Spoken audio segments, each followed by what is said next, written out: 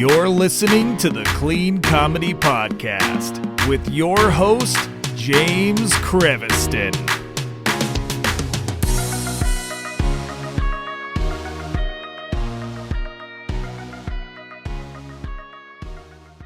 Hey, everybody. Welcome to the Clean Comedy Podcast. It's James. And today we have a great friend of the podcast back.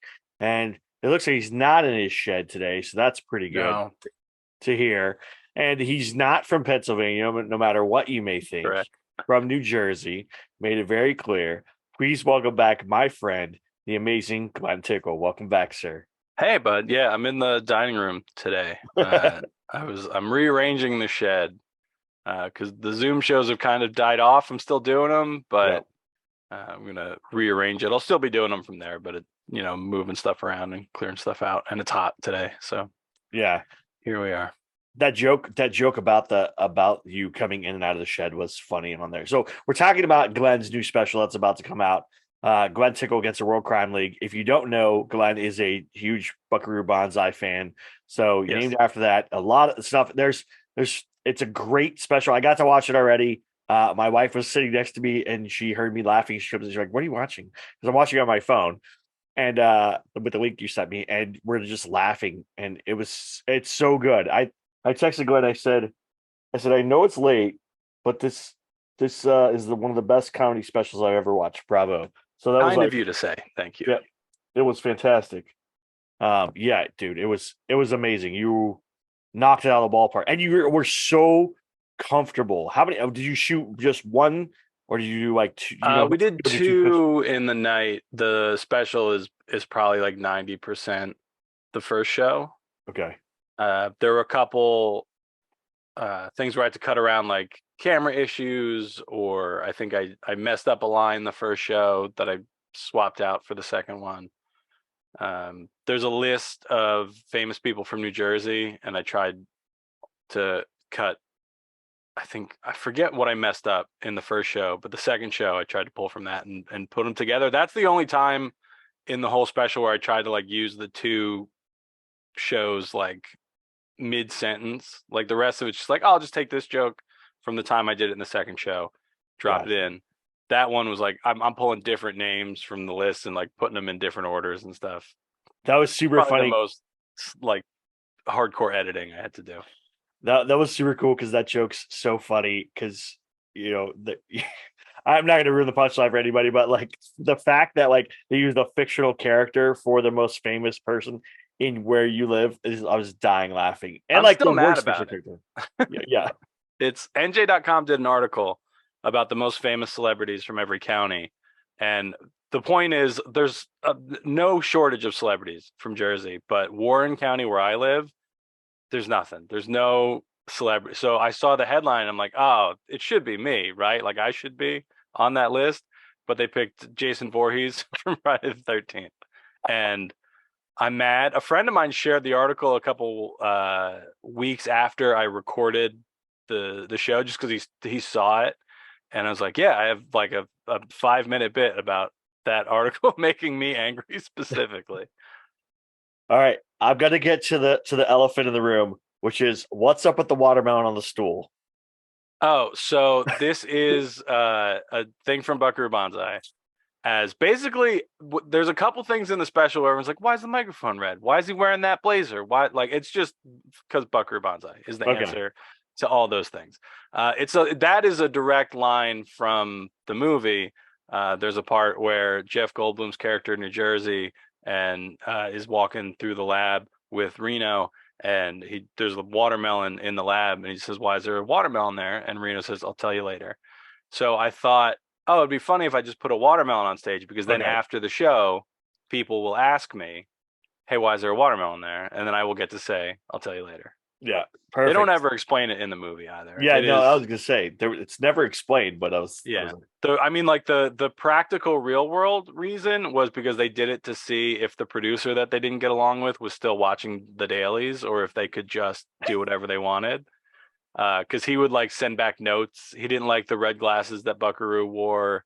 There were all kinds of stuff he would complain about. So they're like, oh, if he says something about the watermelon, then he's still watching. If he doesn't, we can just do whatever we want for the rest of the movie. Oh my gosh, that's super funny.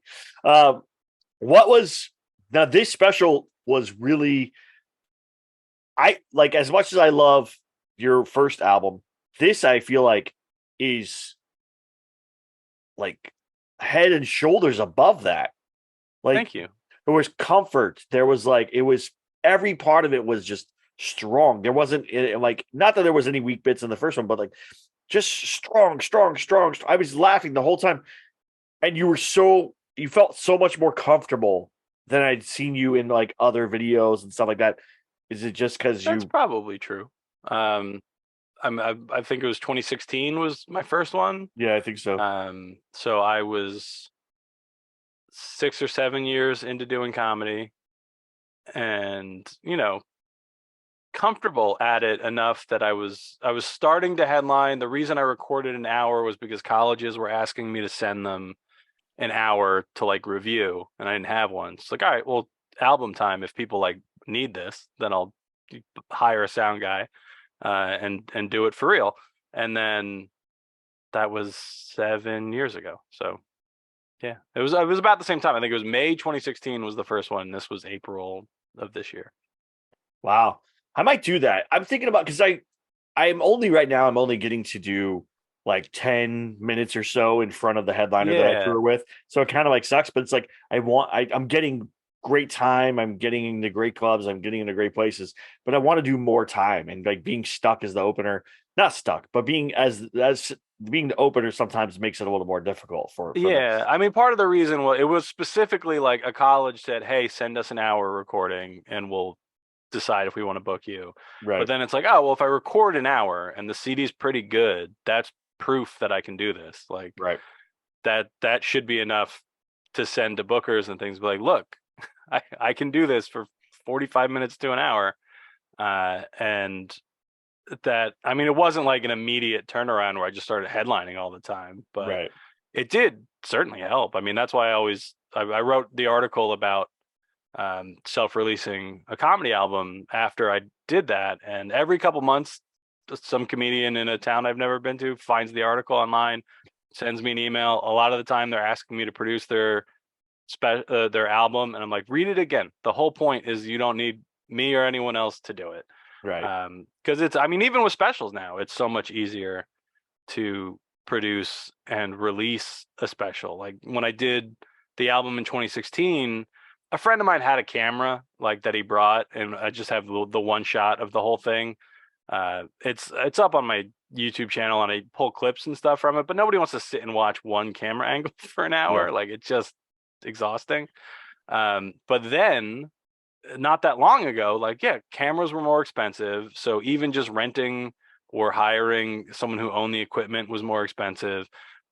Distribution wasn't quite there yet for video in the same way it was for audio, where the whole point of the article I wrote was like, God, like use DistroKid. It's a site where it just you pay them, I think it's like $30 a year, and you just upload all the tracks you want, and they put them on Spotify and everywhere. So you're not going to get a better distribution from going through a label. They're just going to take money. They might have more of a reputation and can help you promote it, but especially if like me in 2016, you're like, well, no one's going to promote this. Like, why? Like, I'm nobody. Like, nobody's heard of me. It's a good album. I'm proud of it, but like, they don't know that going in. Where now it's like, well, I have that one. I have a dry bar special and some other things where if I put this out, not that I have, teeming hordes of fans, but I know there's some people who are like, oh, yeah, I'm looking forward to Glen Tickle's next thing.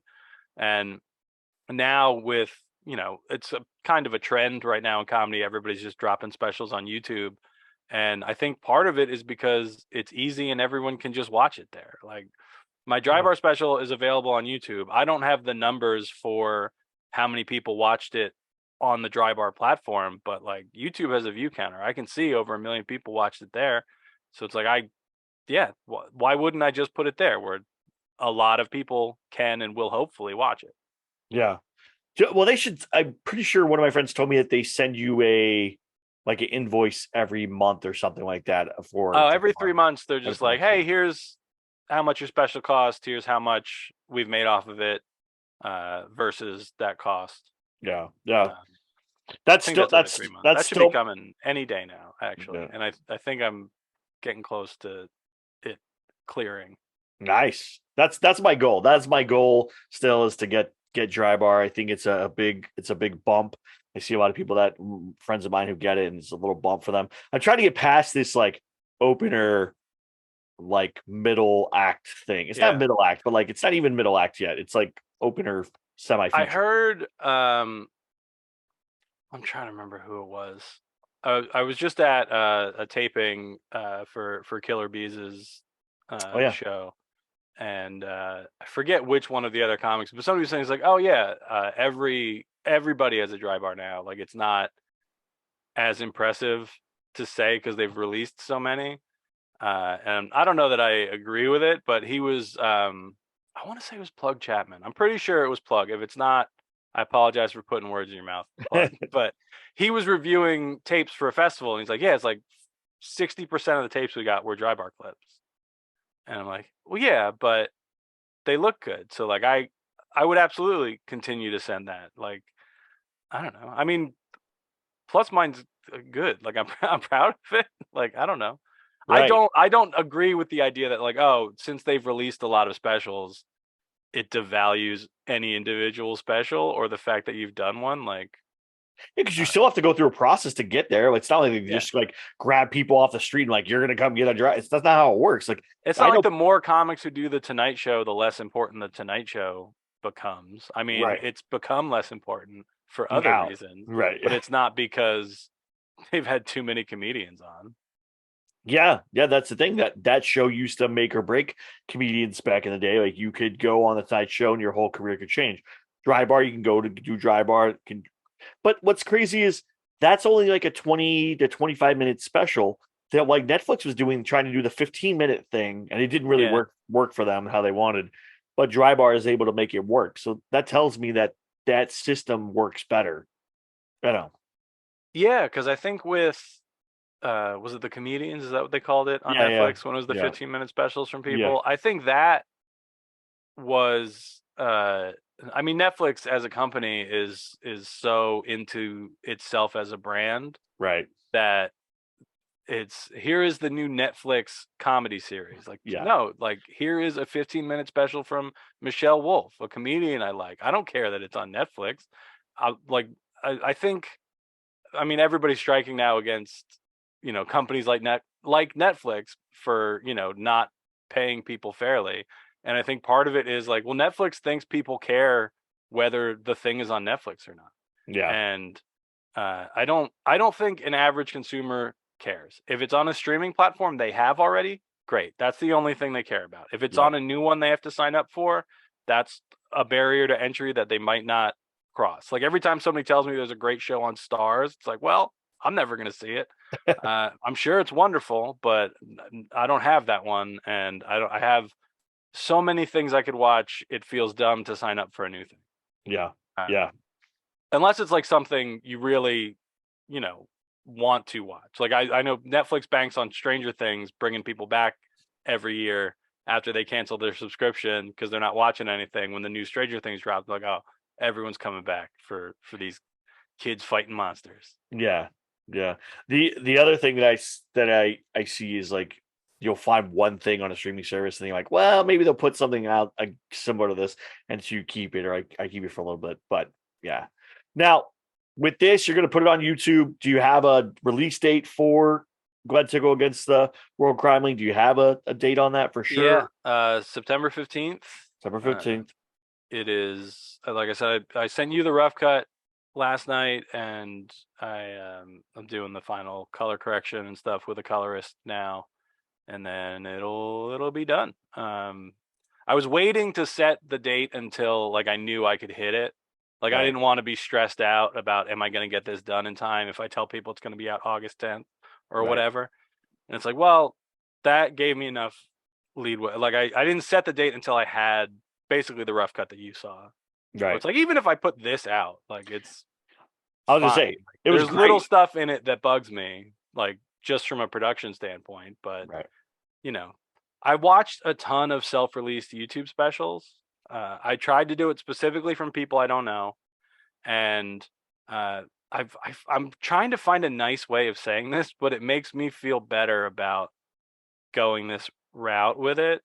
Partially because like a lot of them have a ton of views. Like that's even from comics I've never heard of whose channels aren't that big. You put an hour of comedy on YouTube and you title it whatever full comedy special, people will watch it. Even the ones that are like out of focus and the sound is bad or the jokes don't make any sense or it's a room with 10 people in it. Like that kind of stuff's like, oh, well, I mean, if somebody else saw this and thought this is good enough to share with the world, I can put out my thing. Yeah. Well, you're giving me hope now too. Now I'm like, man, maybe I I tell go you record every our- time when you I know talk you about do. doing dry bar, I'm like, just do it. I think you're gonna crush it when you finally. I have a new opening bit all about finding out that I have sleep apnea and stuff. So that's my new opener, I've seen the set lists and on it's JD Creviston comedy yeah, on yeah, Instagram. Is that the new handle? yeah. So I've been putting that's my new opener, and it kills. It's so good, but I'm trying to refine it and still get it stronger. But even in its raw, like because I started doing it, I didn't write that bit. I was telling somebody the story on a drive to a show. I was telling the opener. I was telling Craig the story about me finding out I have sleep apnea. And he's Yeah. laughing in the seat next to me. He's laughing. He's like, why don't you say this on stage? And I'm like, it's a stupid story. It doesn't like it's not good. Nobody's gonna know. He's like, I just laughed. I was laughing this whole thing. I was like, yeah, but that's you. You're my friend. Like, it's whatever. And he goes, just do it. Just do it tonight. Try it and see what Yeah. happens. So we're at Bellflower at the stand-up comedy club, which is a great club. It's so tight and intimate and beautiful. My first time there, and I'm like, do I want to eat it out of the gate? Like if I mess this joke up, if this is my opener and I mess this up, Yeah. That's a bold swing to open with the new bit. I was like, but he's like, but before I go on stage, he goes, just open with that bit. Just talk about it. I'm like, all right, here we go.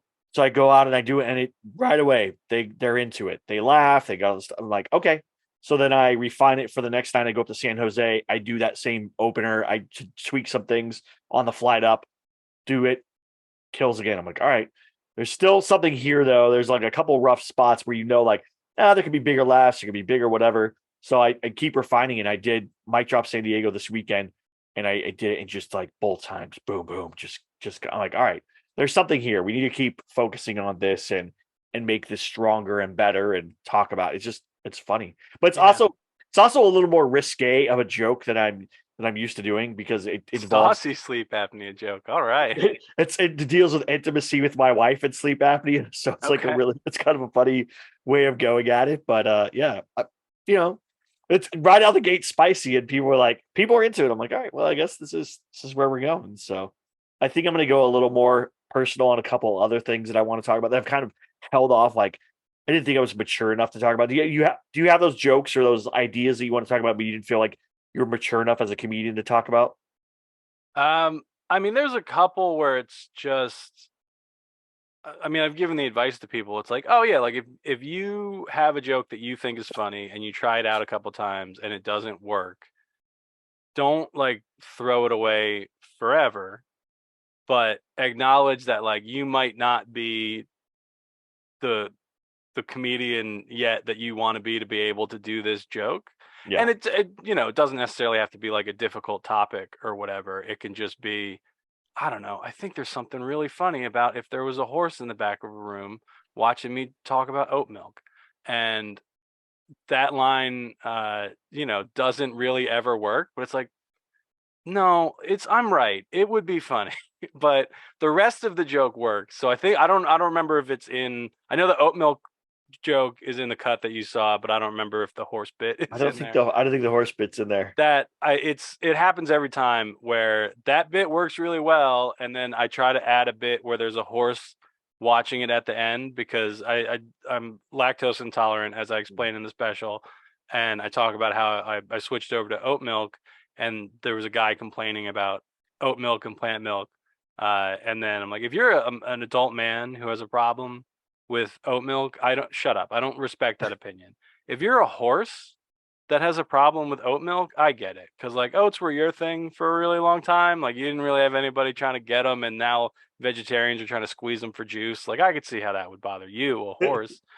And it's such like a weird tangent from the rest of the joke, which is just like a pretty straightforward, this is what happened, then this happened. And now it's like, but wouldn't it be wild if a horse could talk and was watching comedy?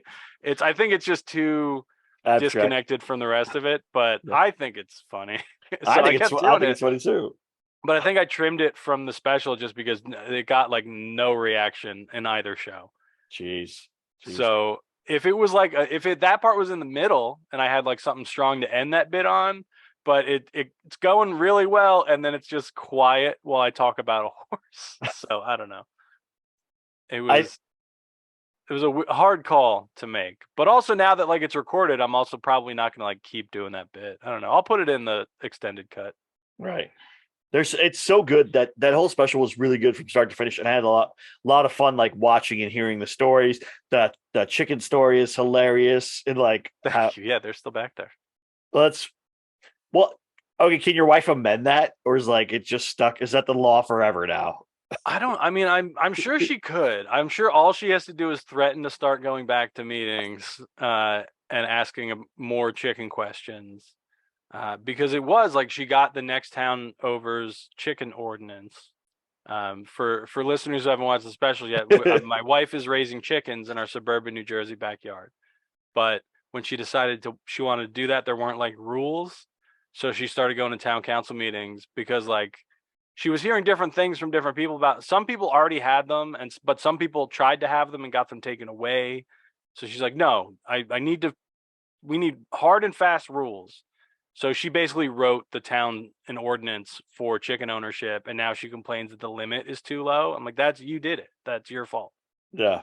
You set the limit at 5. I don't think if you wrote 100, nobody would have been like, no, that's too many. They just would have passed it to get you to leave them alone. Yeah, I agree. I thought 100 right away. I was like, you should have made 100 because nobody's ever going to do that. But at least it gives you the leeway of having 5 to 17 or whatever it is. There's no way 100 would fit in my yard. It's not. That's what I'm saying. So you couldn't do it, but at least the numbers there. We go, okay, well, I can have 20 now, or 15, or 7, or whatever it is, instead of being like 5. Yeah. But yeah, we tried that here. We tried that. We had two chickens, and there's an ordinance in there that says coop cannot be within 100 feet or 100 something, whatever, of a domicile.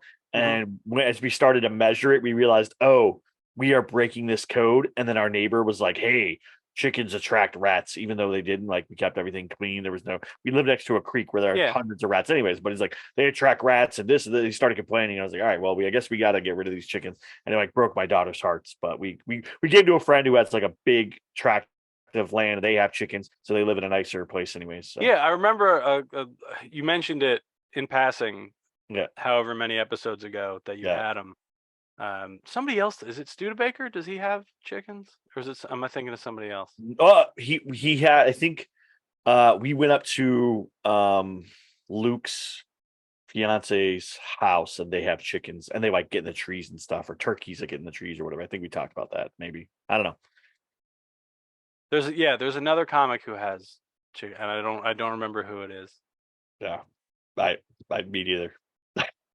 Oh well. I mean, my wife has chickens. Like they're around. I'm not against them. I don't dislike the chickens. I just don't care. Like I don't want to have them. It's more work.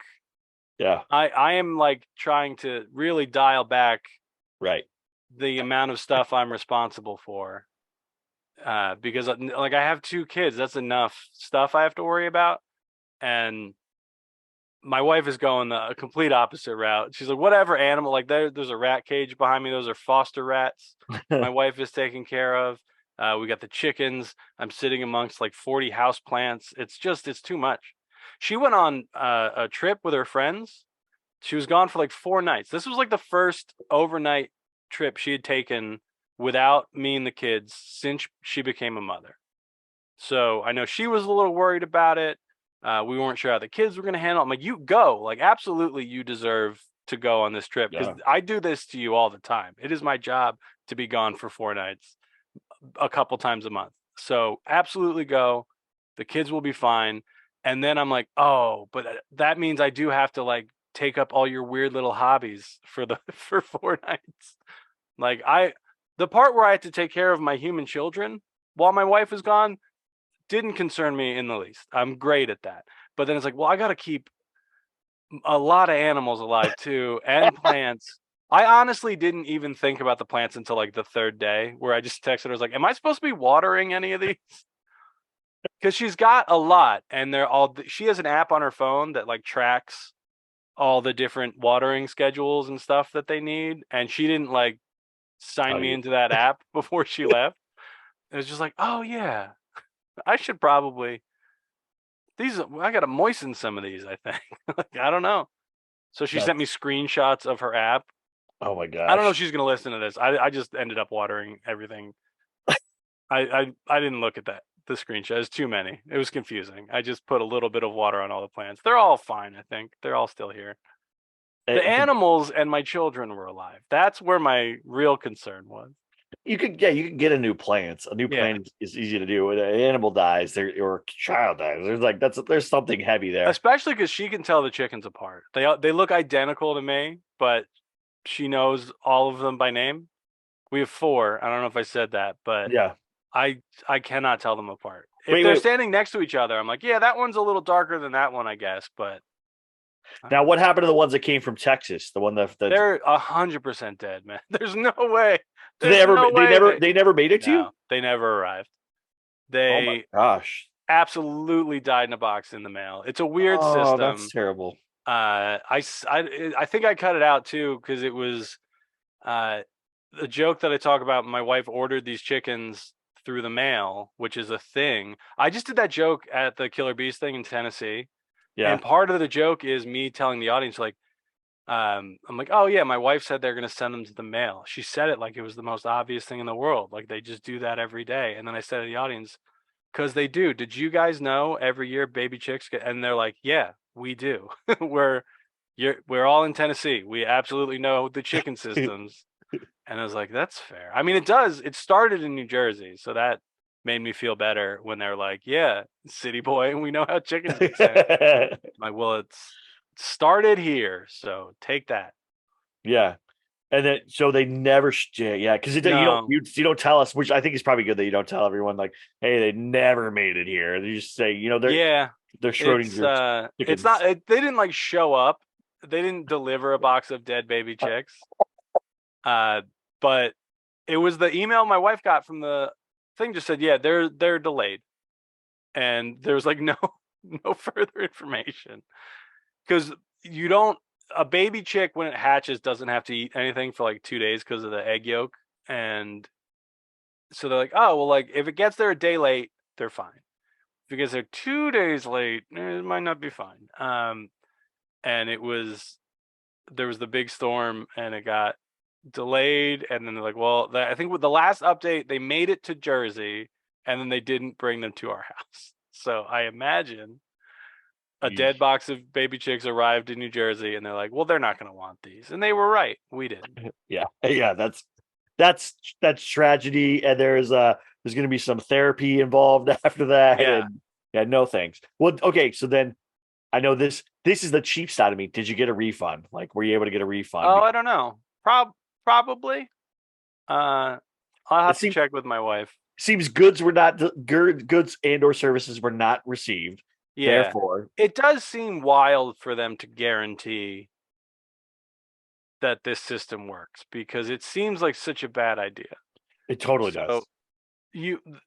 Baby chicks get boxed up right after they're born with like the yolk sac still attached, and then they're like, yeah, they'll be fine. And millions of chicks are sent successfully this way every year.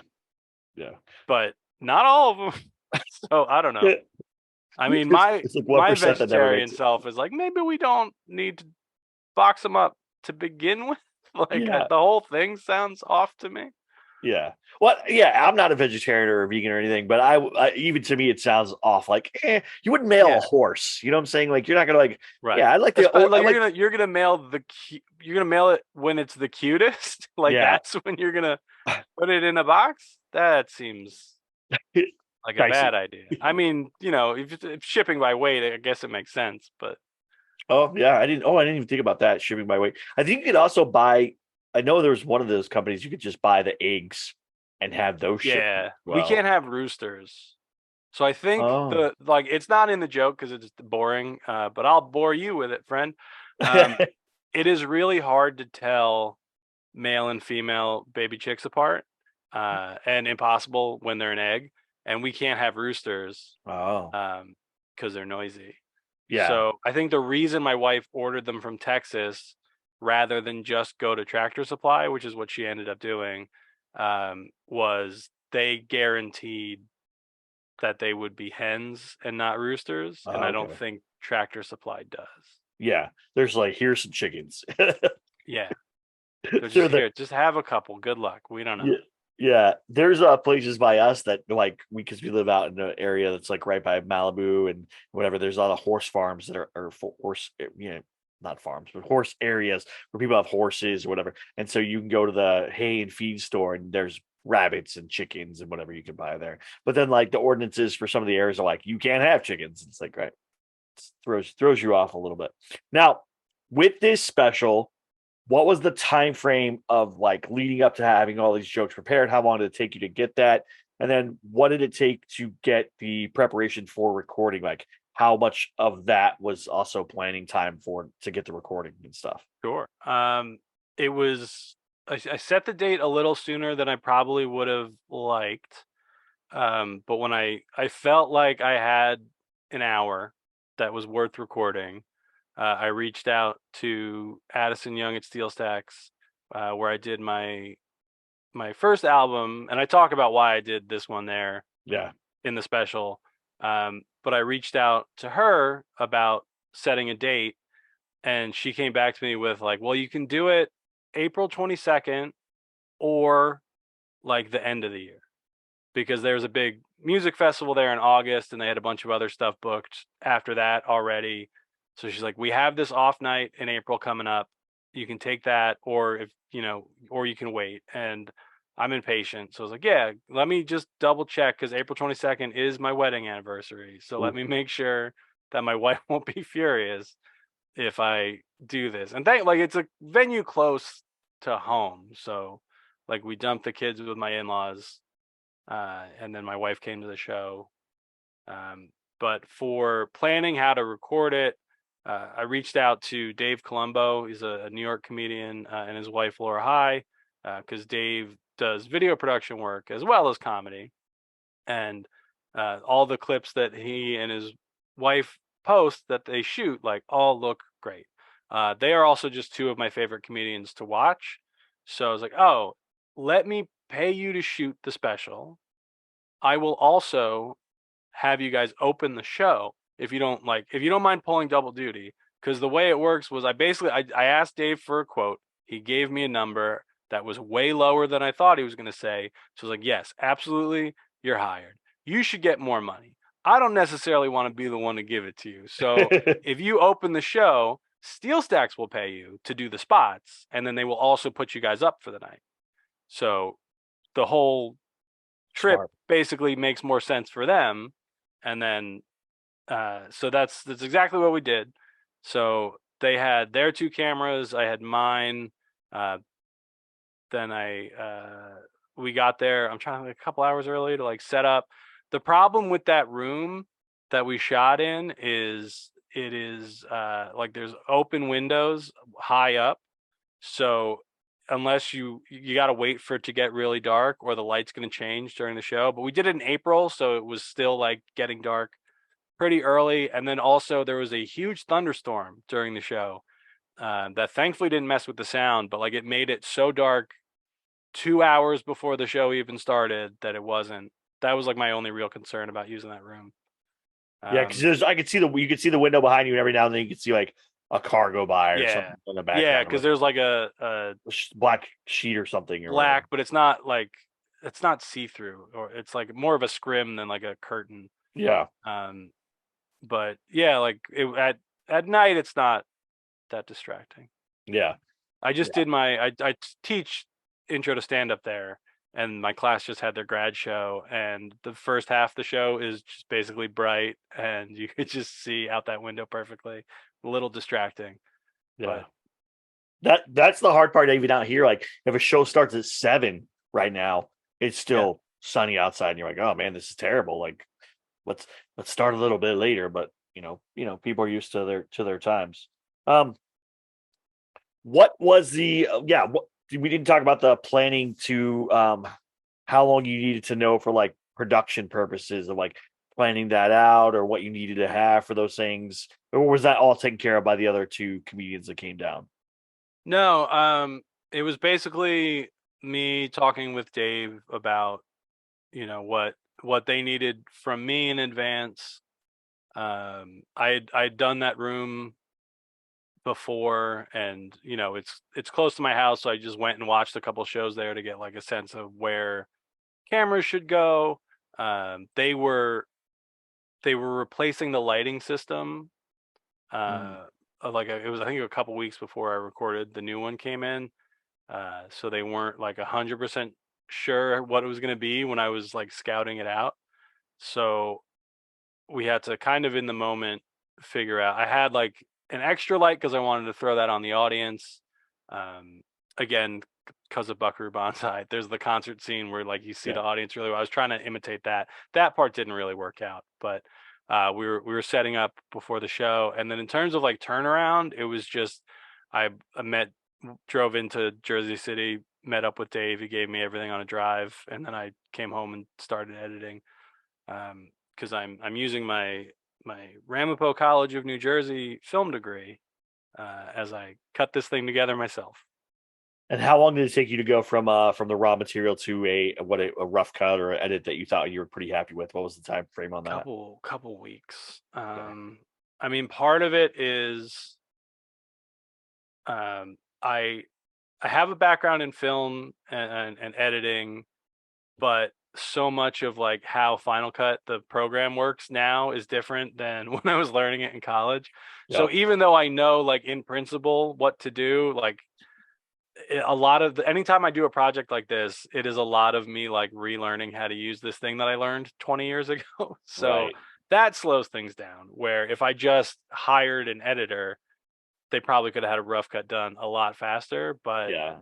I'm like, I don't. It feels weird to me to pay someone to do a thing that I am capable of doing myself, unless I just don't have the time, Right.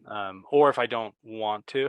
Like, I don't want to cut my grass, but it's not like I can't, and I Yeah. have the time to do it, so I don't pay anyone to. I just do it myself.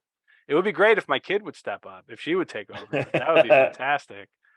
But it's like, yeah, I don't want to pay the money to just not have to do this thing. Um, I've had to like sometimes to stick with the lawn cutting example. Like if I'm on the road for a while, it's like, oh Right. yeah, like I'll pay somebody just to do a one-off. But I don't know. No, that I makes sense. dream of it. I dream of not caring enough about having the amount of money it would cost to have someone cut my grass to just do it for me. That's That's my, I guess, that's my immediate success goal. I want to be someone else cuts my grass successful. But part of the problem is my backyard. There's such a weird obstacle course now because of the yeah. chickens and the comedy shed. We have a pool back there, all my kids like toys and stuff. It's a mess. There you go.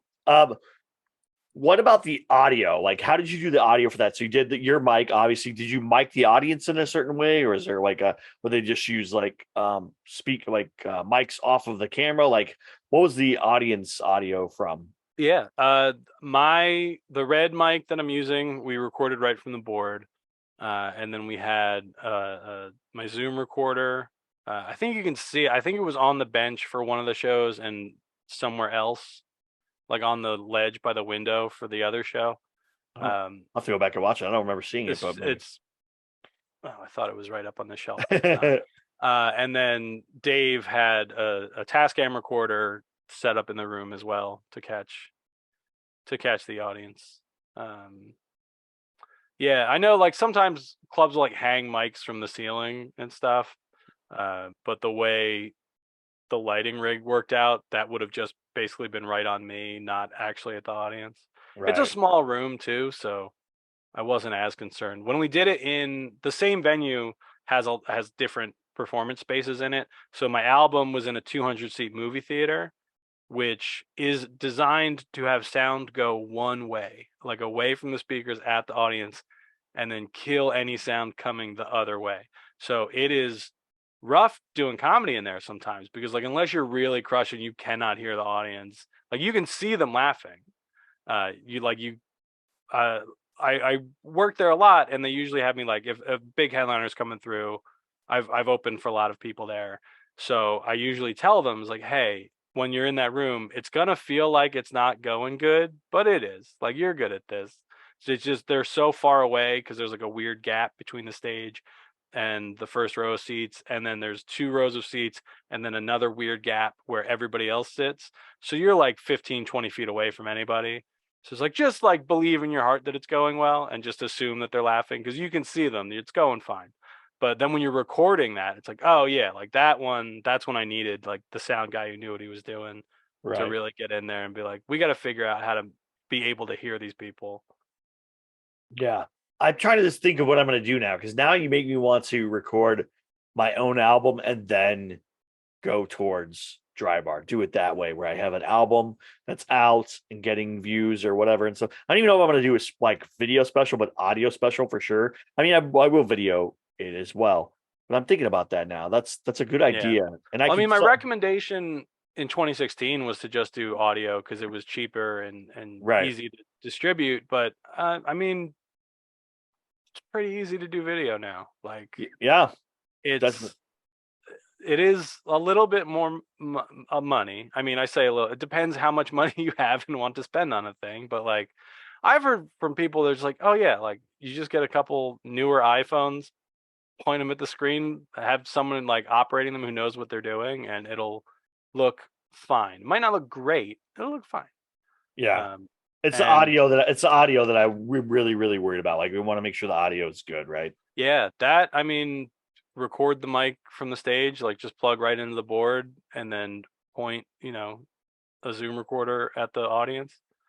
Yeah. Um, And then how many cameras did you have for this? It looked like there was at least three. I thought there was three, but maybe I'm wrong. 4, Okay. 5, but one didn't work good. It's the same one that failed when I tried to use it for Good Grief. It failed in a different way, at least this time. So it was both times supposed to be pointed out at the audience. Good Grief, it just turned off 2 minutes in for some reason. And then this one, the autofocus kept trying to adjust like nonstop. It was just going in and out of focus over and over again. So we ended up using 4. There was the Blackmagic Pocket Cinema 6K was like the main one. I don't remember the other one that they brought, but those are the 2 that I use the most. My camera that I used for Good Grief, the Lumix GX85, I think it is. That was like off to the side to do just like a wide establishing shot. But there was an issue with one of the shows with that one as well. So I made the decision. So in Good Grief, I did like these title cards between tracks, basically. So I didn't do that with this one, but basically between tracks, it cuts to that camera, and I made it black and white Yeah. Which I to liked. kind of like as just like a reset for like a new bit.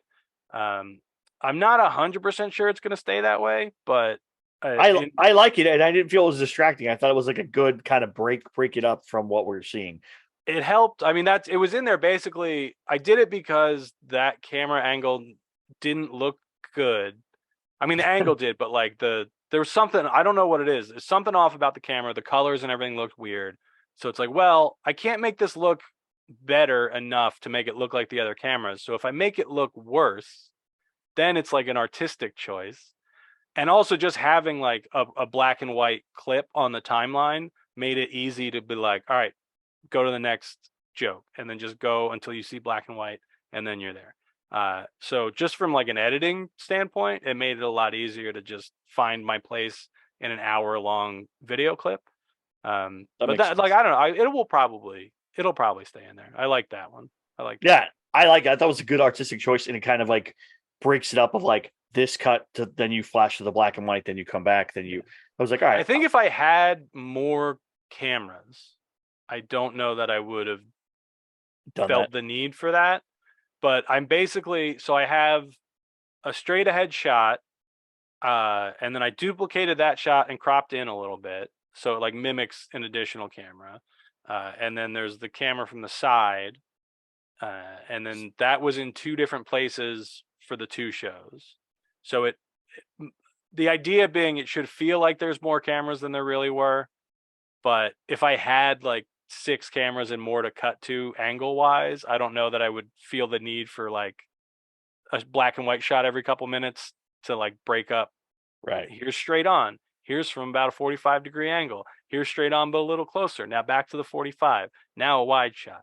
Like I didn't have a ton of editing choices, but that comes down to money. Like I could have just as easily put more money into it, gotten more, camera people in the room. Yeah. But I there's liked also there's the $50,000 version of this special where it. I get a stadium and there's 1,000 people and cranes, which would be fun, but I don't know. I mean, I look at Don't the stress me amount of out. money my other projects have made, so it's like if I keep the overhead on this low, there's a chance it's going to turn a profit, which is The the goal. goal. Not to be crass, but I would like it to make money. Well, yeah, it makes money, but it also gives you another way to get into new venues or places you haven't been before, or kind of expand where you travel to and stuff. That, like I Yeah. say, I'm very jealous. Not jealous, I guess. I wish I had the location that you have because I feel like in California. It's either go north, go south. Kind of maybe you can go to Nevada. Maybe you can go to Utah, but that's kind of it. Like there's not really a lot of you have to kind of go over the mountain. And if I could get to the Midwest, I think in the Midwest I would probably clean up. You know what I'm saying? Like I would be probably a Yeah. big touring guy in the Midwest. I mean, I do a lot of stuff in the Midwest, and I think that is a direct result of Dry Bar. It is also largely because my friend Pat Jansen moved back to Nebraska and keeps booking me for stuff. Oh, So he was out your way for years, and then during the pandemic, he moved to his wife's hometown.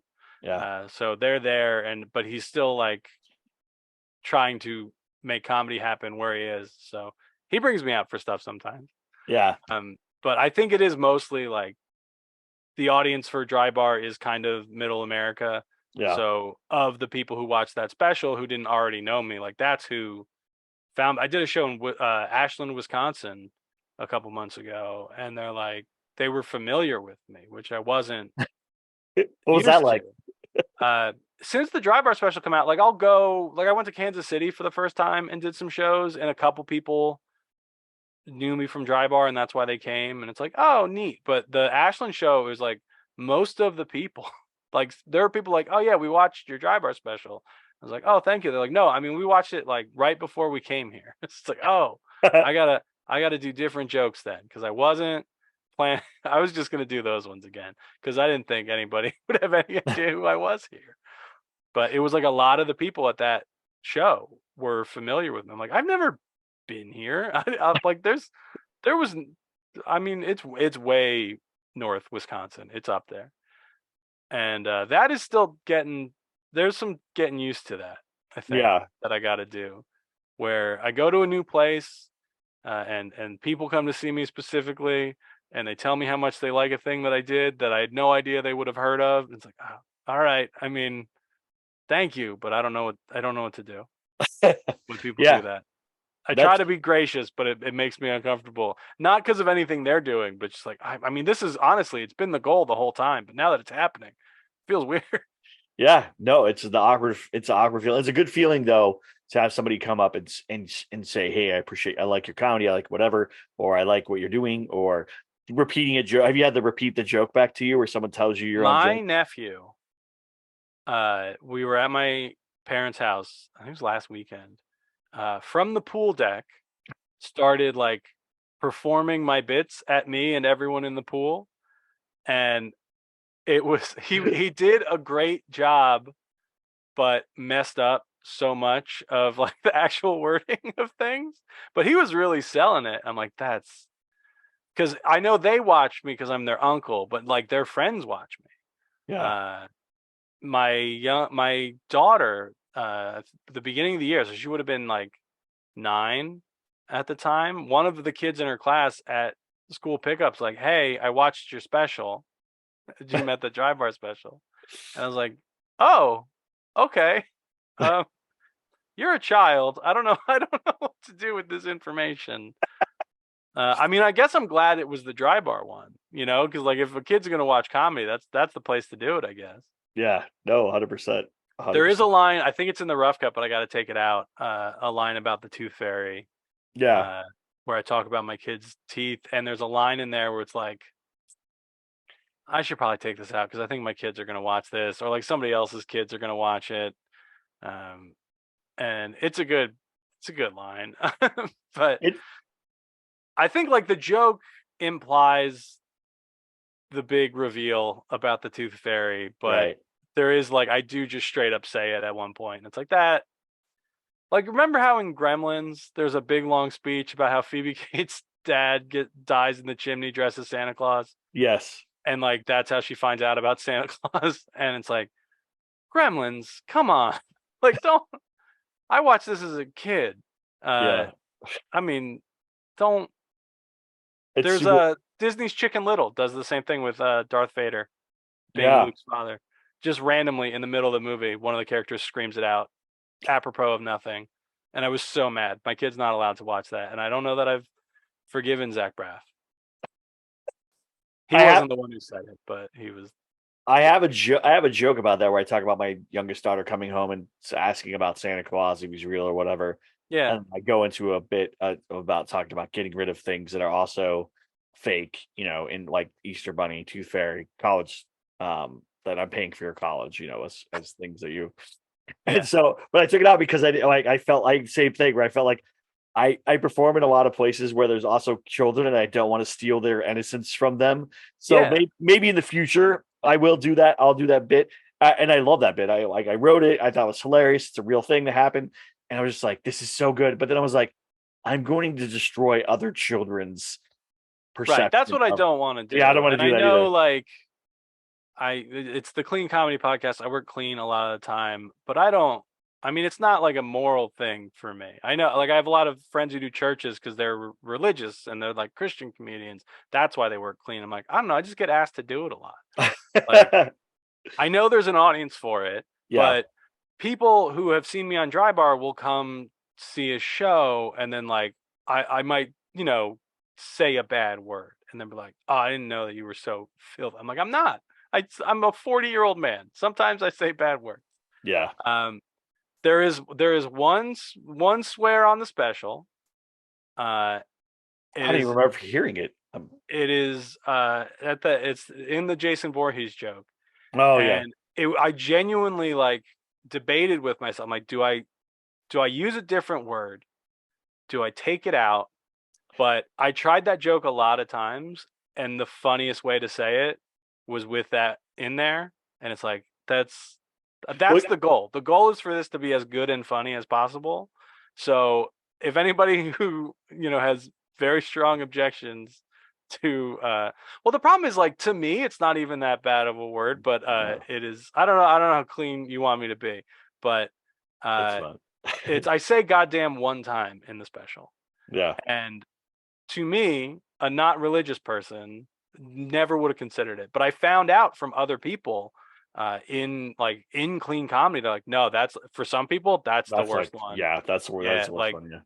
and it's like that's understandable, but I don't know. It's the funniest way to say that I'm mad at the newspaper for credit Jason Voorhees Well, as it's being more that famous bit than is me. so good because you're so enraged at it, and Yeah, like that's you part can of it. still Like see the hurt like it in that sells the joke. line Yeah. in a way that like And I even tried a different swear word. Oh, And it like that one that just felt gratuitous. Like that yeah, just felt out of nowhere. yeah. It's Uh, like, ooh, but yeah, it's because I was like genuinely like not upset, but I'm like, like if it's someone who's genuinely more famous than me, right. sure. But he's not even a real guy. He's not even from Warren. I was like so annoyed. And then I talk about it in the bit where I complained online and they wrote back. And I was like, yeah, but you're still doing a bad job, NJ.com. How dare you? Yeah. I got to pull that clip out and send it to them. You totally should. Before the special comes out. It's so good. All right. So September 10th, is that what you're saying? 15th. September 15th, Glenn's new special, Glen Tickle against the Crime League. We're so great. I'm so glad I saw a rough cut. It was amazing. So I know when the real special comes out, it's going to be even better. So you guys are going to love it. I laughed. My wife came from another room hearing me like, what are you watching? I'm like, oh, it's Glenn. And she's like, oh, let's watch. And so she's watching it on my cell phone, like as we're watching it. So The way it was meant to be seen. I keep seeing memes about Oppenheimer of people watching it on like the screen on their refrigerator or whatever, and they're like, just like Christopher Nolan intended. Yeah, no, I don't think that's how you intended to, but you texted it to me. So that's the only link that I had. So I was just like, oh, I'll just watch it on my I had the phone. thought because I meant to send it to you before because I wasn't sure if You the know PR people did it. They did not. They did not. But it's okay. It's no worries. I was happy. I was wondering. I was like, oh, I'll probably get it like the day before or whatever. And I was traveling back from San Diego. You said it to me, and I'm like, oh, I'm gonna watch this. So I watched it last night, and I was just laughing. And I was like, man, this is so good. I Thank know you. that Glenn worked really hard on this. This is amazing. So September 15th, it'll be. Are you gonna do audio and video? Are you gonna do? Are you gonna? It'll be release up something on my YouTube channel September 15th. Okay. For a while, it'll just be there. But the album, the audio will come out separately as like an extended cut. Okay. Because I trimmed the first show was like an hour 10, and I think it's 58 minutes now. And a lot of that was the joke I opened with on the first show didn't land as hard as I wanted. So I cut it, and then I opened with basically the second joke for the second show, and that kicked off in a stronger way. But the joke still works. I just don't think it should have been first, like in hindsight. So I'll put that back in. There's the horse line I was talking about. A couple things like just got cut because I didn't want it to be longer than an hour. Right. So the only one that I took out just because like it felt like a weird way to start was the first one. So there will be. The whole reason I'm putting it on YouTube. I just want people to be able to see it, watch it for free. But I do also need it to make money. So I'm going to have like an extended version that people can buy from me if they would like. And then, when I sell CDs at shows, I want people to have something that they're not getting by just watching the YouTube version. So even though, that will be, I'm not doing DVDs, it's just stream it on YouTube. You can get the extended cut. And the way I'll do that the same way I did distribution for Good Grief, where people just get like the download and watch it on whatever they want. And then the audio the CD will have the audio from the extended cut. Cause then, if you see me at a show and you're like, well, I can just go watch this on YouTube. Why would I pay you money now? Like, cause you get 12 more minutes of jokes, baby. There you go. That's why. There you go. I don't think people actually listen to CDs when they buy them. I do. I think they stream them. I think they buy it and then they pull up, Spotify or whatever and listen to it on there. I don't think they put the physical CD in a player. Oh, I do. My CD player in my car is full of 5 discs of comedy all time. Jerry Seinfeld is always in there. It's always in there. Yeah, I heard you try to run the list on your last episode. Yeah. So it changes depending on what's going on. But Jerry is always in that rotation. And if I think Ricky Glor's album is in my CD player in my car right now. Oh, I should go buy that and do that. I would be down to do that. I streamed his. So yeah. But if I find because I produced that one, so before I send it to the printer, I burn a copy and then I just listen to it in my car. I've done it for all the albums that I've produced because I'm like, this is probably how most people will listen to this. Yeah. So I know it sounds good in the headphones. I know it sounds good on the speakers. Let me see what it sounds like in a car when you're driving. Smart. Yeah. There you go. Well, thank you, Glenn. Thank you, everybody, for listening. Please go like, subscribe, and go to my new Instagram, JD Creviston Comedy, on Instagram. It's been growing. I've been putting clips up there. I've been putting stuff up there when I was in San Diego and all my trips and wherever we're going and what's happening. I was told, hey, you should have your own thing separate from the Queen Comedy Podcast. And I was like, all right, fine, I'll finally do it. So I bit the bullet. I did it. It's happening. But still check out the Queen Comedy Podcast Instagram. There's clips on there all the time. I'm cutting up clips from podcasts and putting up there. So I'm learning all this stuff, and I hate social media. That is just the truth, no matter what. So thank you, everybody, for listening. Thank you so much. I know. Thank you, everyone, and we'll talk to you soon. Bye.